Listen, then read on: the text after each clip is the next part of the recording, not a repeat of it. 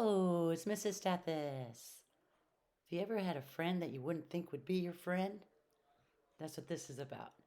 Anyway, it's called Eli by Bill Peet. Love the illustrations.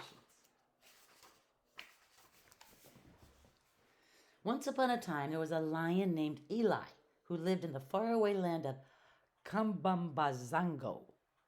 He was a decrepit old cat with a scruffy mop of mane, and most of the thunder had gone out of his roar. Now, after many long years as a proud king of beasts, the old lion had finally become as meek as a mouse. A simile.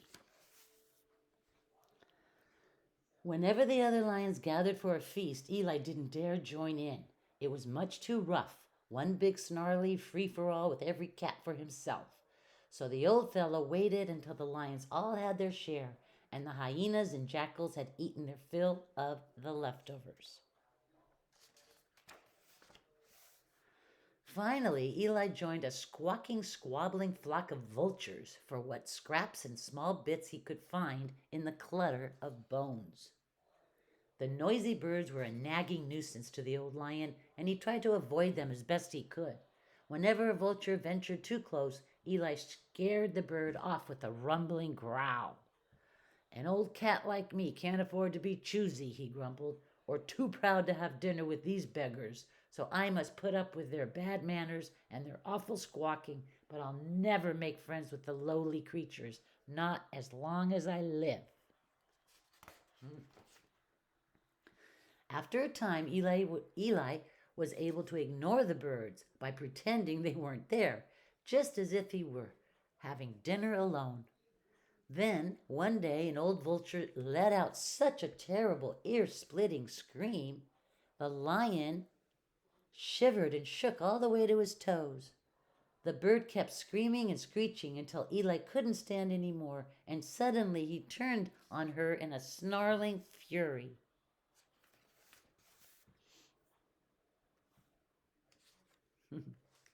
But when he realized she was screaming for help, that a jackal had caught her by a wing and was about to drag her away, Eli took pity on the poor bird.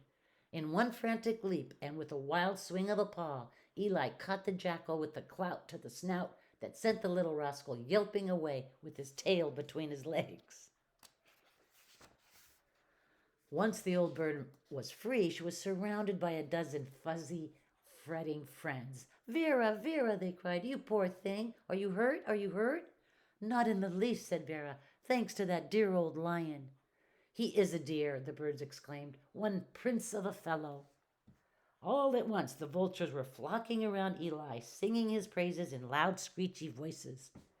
"Leo's a jolly good fellow, Leo's a jolly good fellow, Leo's a jolly good fellow, oh, what a great lion he is." "My name is not Leo," snarled miserable lion. "I'm Eli, and I'm not great. There's nothing great about saving a worthless old bird. It was nothing at all, so forget it." But the vultures were never going to forget Eli, not after such a great act of kindness to one of their flock. To them, he was a hero whether he liked it or not. And to the old lion's dismay, the birds followed him wherever he went. If he took a morning stroll, his faithful followers came fluttering along a short distance behind. In the heat of the afternoon, when the old lion flopped down in the shade of his favorite tumbaba tree for a cat nap, the vultures were there too, roosting in the branches above. "I see enough of these birds at dinner time," grumbled Eli, "without being stuck with them from morning till night. Enough is enough, and I have an idea of how to get rid of the pests once and for all. I'll insult them. I'll call them all the meanest, most horrible things I can think of. After that, they'll never want to see me again." Raising his voice to a rumble to make sure all the birds could hear, the lion let them have it. "You good-for-nothing, grubby old bone-pickers. You flea-bitten beggars. You ugly old coots. You give me the creeps. Skedaddle, take off, get a tree of your own. Leave me be." For a minute, the vultures were so horrified by the sudden outburst, they were left goggle-eyed and speechless. Finally, Vera, the old bird Eli had rescued, spoke up. I can't blame you for feeling this way, she said. We are indeed creepy old things. We will do as you wish and leave you be, but no matter what you say, we are still your friends. And in some way, we old birds might prove to be useful someday. That someday came surprisingly soon. It was the very next afternoon. Vera and her vulture friends were circling high above the plain, searching for leftovers, when they spotted a band of Zubangas armed with spears sneaking along through the bush. Being ever so curious, Vera swooped down for a better look to discover that the men were tracking a lion. The old bird guessed at once whose paw prints they were, and she took off in a tizzy to warn the old cat. Vera found the lion in his usual spot under the tambaba tree deep in a catnap. Eli, Eli, screeched the frantic bird. Wake up, old lion, wake up. The Zumbagas are coming. The Zoo-whoos? Mumbled the drowsy, sleepy-eyed lion. The Bangzoois? The lion hunters, the men with spears. They're hot on your trail. Lion hunters? Spears? Wailed Eli, sitting up with a shiver of fright. What'll I do? Where will I go? To the Gumbazookao swamp. Quick, on your feet, follow me. Off they went, with the frantic vulture fluttering ahead, urging the lion to pick up the pace. Faster, faster, shake your bones, old cat. Run scared, lickety-clip. I am running scared, yelled Eli, but I can't lickety-clip. My top speed is lumpety-clumpety. And he kept lumpety-clumping along as fast as his grimpy old legs could carry him. There you go, cried Vera when they reached the edge of the swamp. Wade out into that soup and scrunch down in the grass. The Zumbangas will never look for you there. No lion to look for, groaned Eli, after those clopper-jawed crocodiles finish me off. Oh dear, cross all over the place. I forgot about those lousy lizards. Now you've got to hide somewhere else. I'm not hiding, Eli muttered under his breath. I'm a lion, and I'm going to be brave and act like a lion. All at once, the old lion exploded into a great snarling, roaring rage. I'll give them a battle, he bellowed. I'll give the Zuwis-Husits or whoever they are a battle they'll never forget. And he wheeled around and went roaring off to meet the Zubangas. No, no, screeched the horrified vulture as she came sailing after him. Stop, stop. Don't you dare, you silly old cat.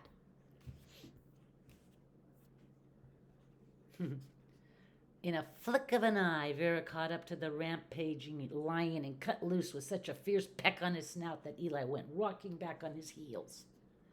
This is no time to be brave, the bird pleaded. If you put up a fight, you won't last a minute. Then what'll I do, growled Eli. Act like a ninny? Roll over and play dead? Yes, yes, cried Vera. Great idea. Roll over and play dead. I mean it. Flop down, play dead. Go ahead. Like this? Asked Eli, sprawling out on his back on the weeds. Perfect, cried Vera. Just dandy. Now hold it. Don't you dare budge. Don't wiggle an ear or twitch one whisker. Stay put while I round up the rest of the act. I'll be back in a flash. In a flash, the old vulture was back with her flock of bone-picking friends, and as they came swooping down on the play-acting lion, Vera was shouting instructions. Swarm all over him, peck, peck, peck, pitch in everyone, make it look real, but don't get too rough. In an instant, the vultures were all over Eli, pecking away at their make-believe feast, squawking and squabbling to make it look real. In the next instant, the Zumbangas came charging over a hill, all set to attack. But when they caught sight of the sprawled-out lion swarmed over by a mob of squawking, pecking vultures, they staggered to a halt and gaped in surprise.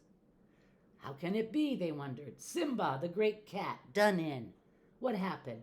What got poor old Simba?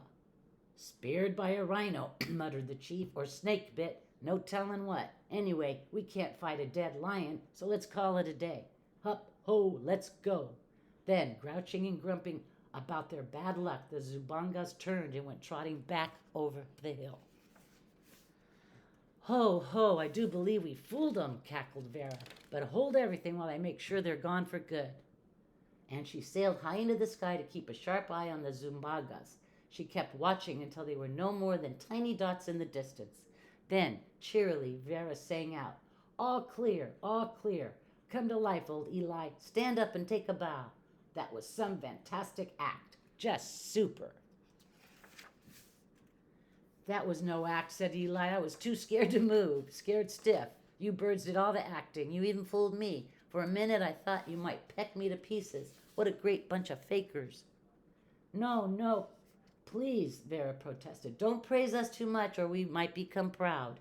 If we ever get too snooty to eat leftovers, we vultures would go hungry. Just treat us with a little respect and be grateful you have so many good friends to count on.